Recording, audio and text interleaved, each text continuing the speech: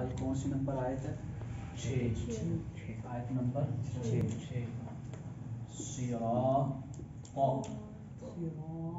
صراط میرے ساتھ پڑھا گیا صراط الذین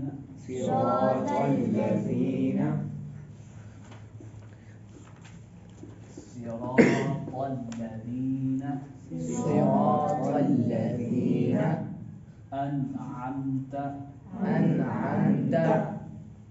ان میں حمزہ ہے، عم میں عین ہے، انعمت علیہم صراط الذین تلذین نہیں طلذین زبان اوپر لگا کے منہ بھر کے صراط الذین انعمت علیہم الفاظ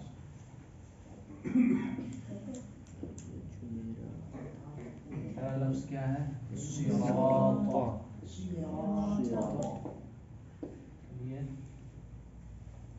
دوسرا لفظ کیا ہے؟ الذین اس میں جو ہے نا الف لام الگ نہیں ہے، یہ اسی کا کلمے کا حصہ ہے الذین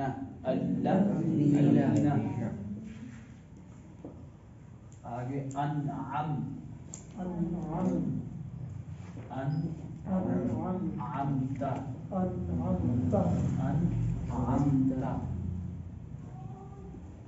اس کے بعد کیا ہے نمبر 4 پہ؟ اعلیٰ کیا ہے؟ اعلیٰ نمبر 5 نمبر 5 اعلیٰ اصل میں یہ کیا ہے؟ اعلیٰ ہے، کیا ہے؟ جب ملا کے پڑھیں گے تو علیہ ہو گیا، کیا ہو گیا؟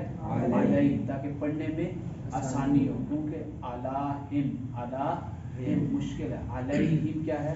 آسان ہے، علیہم تو معنی میں بھی فرق پڑتا ہے، معنی میں فرق نہیں پڑے گا، لیکن اس میں کیا ہے اس طرح عرب میں پڑھا نہیں جاتا، غلطی ہو جائے گی قرآن میں، معنی میں اس میں کوئی فرق نہیں پڑے گا۔ اچھا ایک بات ہو گئی، یہ الذین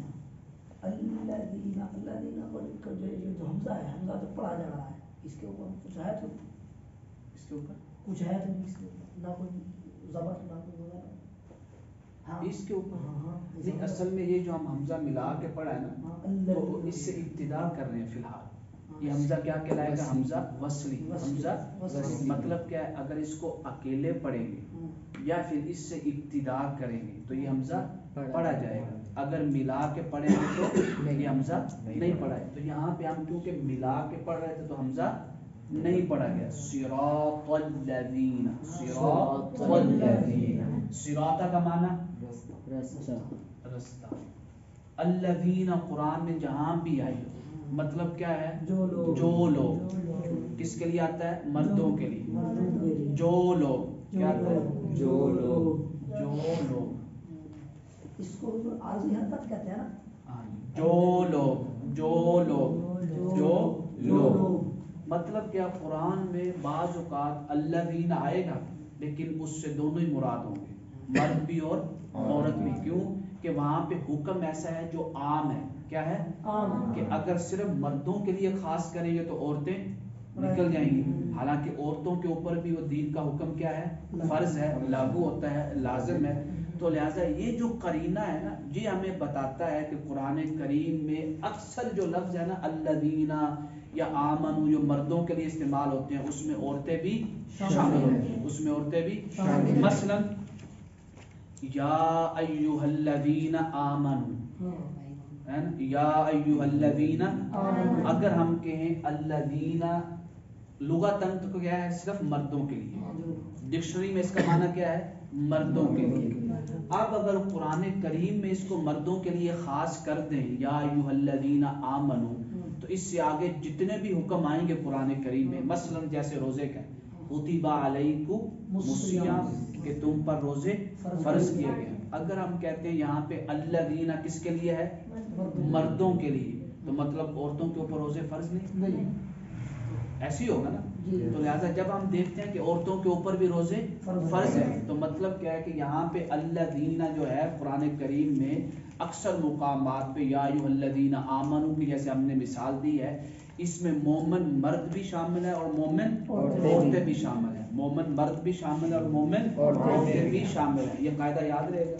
جو قرآن کریم میں ٹھیک اکثر کیا الذین کا معنی کیا ہے، اس میں مرد اور عورت دونوں شامل ہوتے ہیں.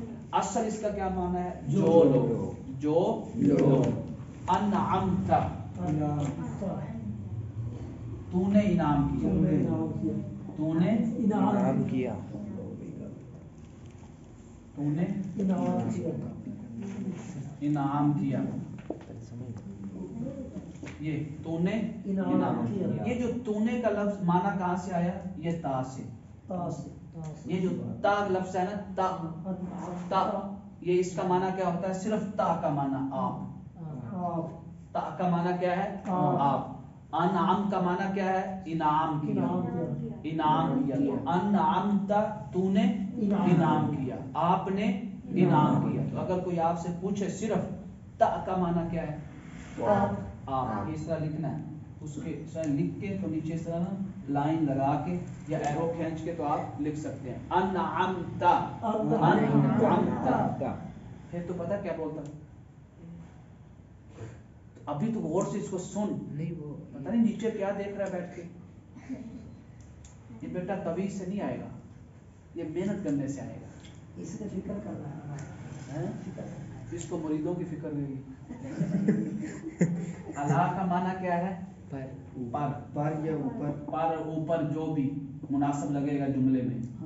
کلیئر، اعلیٰ پر، اعلیٰ پر. ہوم کا معنی جہاں بھی آئے، ہوم اور ہم دونوں کا معنی ایک ہی ہوتا ہے. ہم ہم اس وقت پڑھتے ہیں جب اس سے پہلے ایسا لفظ آ جائے جو حرف جر ہو. حرف جر جیسے مثلا اعلیٰ کیا ہے، حرف جر. حرف جر کا مطلب جو زیر دیتا ہے، کیا دیتا ہے، جو بعد میں اسم آ رہا ہے اس کو زیر دیتا ہے. یا پھر آسان سی مثال، اس سے پہلے ایسا لفظ آ جائے جس میں ہونٹ چپ جاتے ہیں، آواز پست ہو جاتی ہے. تو جب آواز پست ہوتی ہے تو پست آواز کے بعد پیش پڑھنا کیا ہوتا ہے، مشکل.